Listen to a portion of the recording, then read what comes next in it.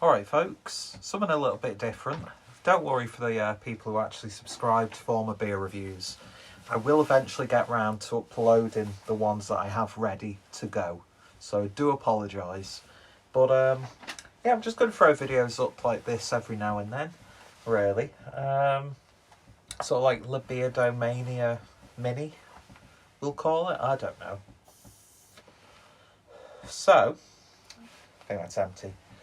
Went to the cinema today for the first time, obviously since restrictions have been lifted. Went to, I don't know how you pronounce it, but went to the Bijou, I'm not sure how that's pronounced, cinema in Southport with my mate Chris, who's a big film fan. And we're actually going to the cinema tomorrow to watch Scarface with another one of our mates. So that's the first sort of like cinema outing of the year, really, isn't it? Which is mental, absolutely mental. So, yeah, we went to this place, really small indie cinema. It was sort of like, I think it opened in 2019. And it had been bought by, I can't remember the guy's name, but he was like a big cinema buff. And he bought the building with plans to make a cinema and probably completely getting the story wrong. And obviously it took about 3 years to get this, sort of like an old Victorian house, I suppose you'd describe it as, if that's what the architecture is. So he bought that with plans to turn it into a cinema, which he did. It took about 3 years.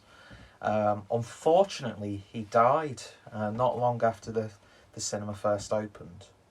And then, obviously, lockdown hit. And, yeah, so we went there. Lovely little place. Basically, they use, like, Blu-rays. Really, but the beautiful, beautiful screen room. The chairs were sort of, like, from an old Odeon. We think it might be from the old chairs from the Odeon on Switch Island. Or was it View Cinema? I can't remember. My head's a little bit mashed. And a lovely setup, nice little bar. Got some Southport Brewery beers there, and as well as Lancaster Brewery. Little coffee place. There's like a big collection of books there.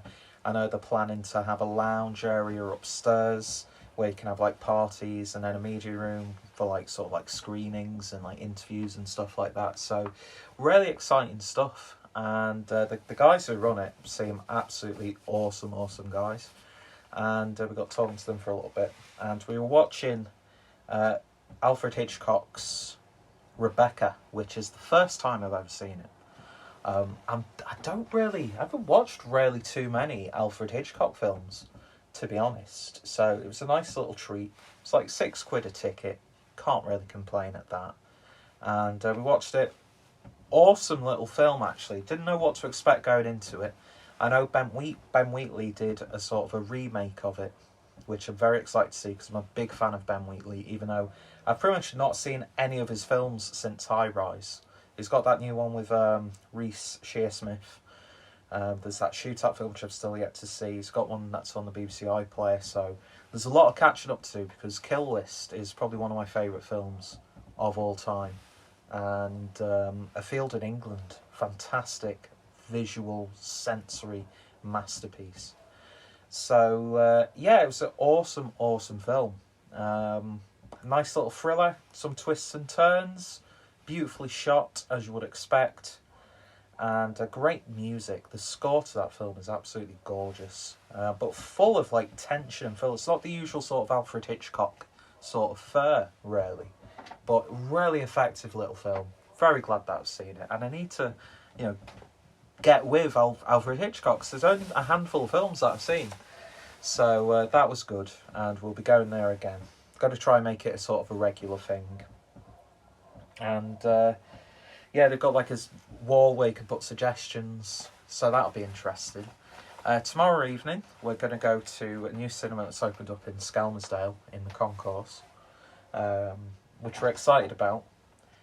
And again, another sort of like independent cinema, small, but I kind of like that. And we're watching Scarface, which I'm very excited to watch. It's been years since I've watched that film. And I might be going to watch Godzilla vs Kong on the Thursday, but I don't think I'll be able to make it, which is a shame. And it's just good to be going to the cinema again. Go to Liverpool, Manchester, be able to go to Home again. Awesome little cinema, as well as others. So it was really good stuff. And it's just glad to be back in the cinemas, especially when they're independent ones. I hope that they do thrive, and I hope that they can make it, especially with what they've been through, with their own sort of story. But while I was out, popped into CEX, because unfortunately the HMV shut down in Southport. It's been years since I've been to Southport. Going to be going again on Bank Holiday Monday with my good friend Adam, Mersey Beers, to go around a few pubs around Southport.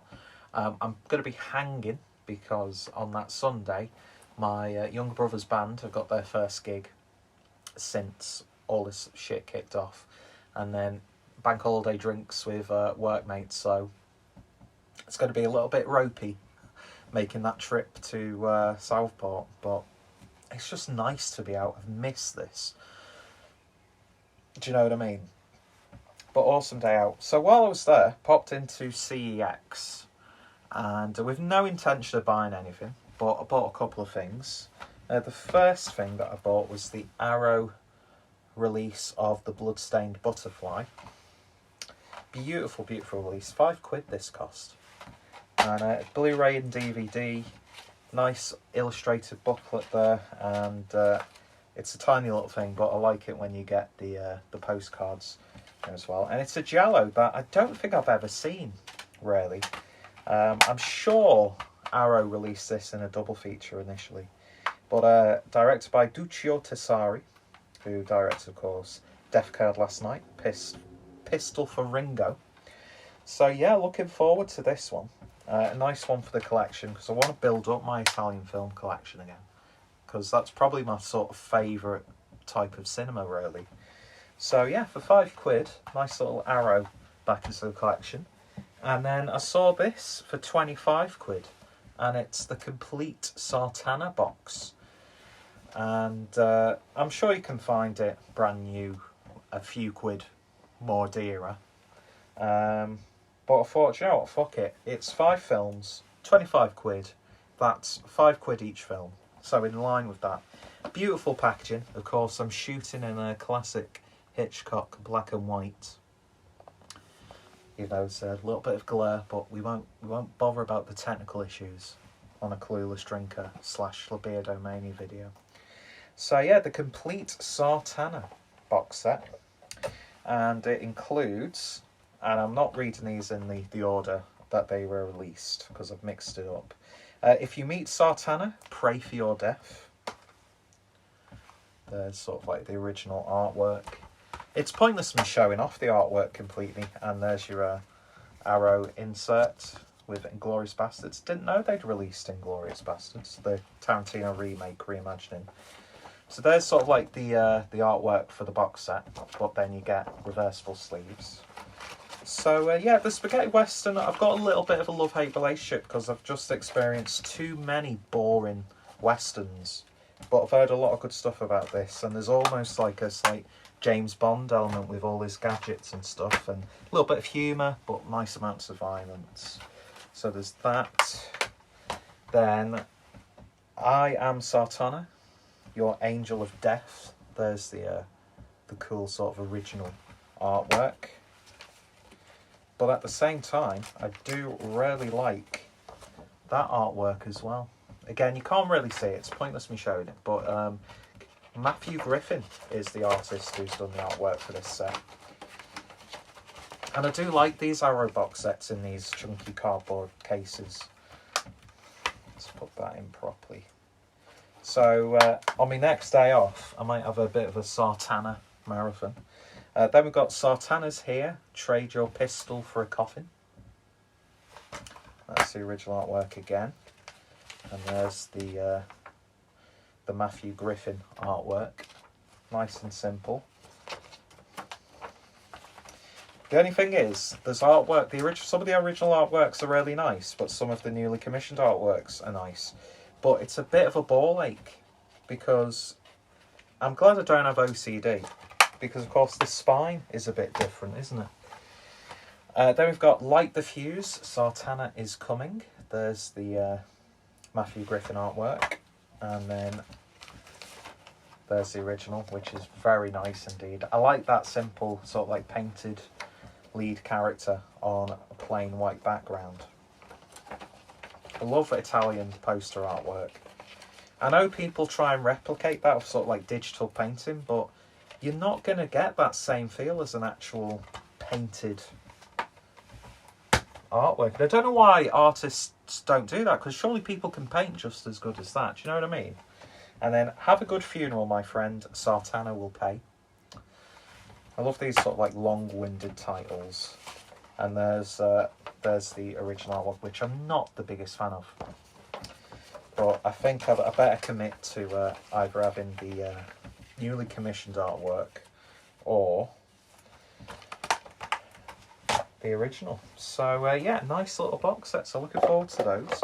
I might do like an in-depth sort of a podcast episode talking about this and going in a bit more details about the box set. So packed full of features, loads of features on that as well, and yeah, some more Italian goodness for the collection. So yeah, that's it really. Bit of a throwaway video.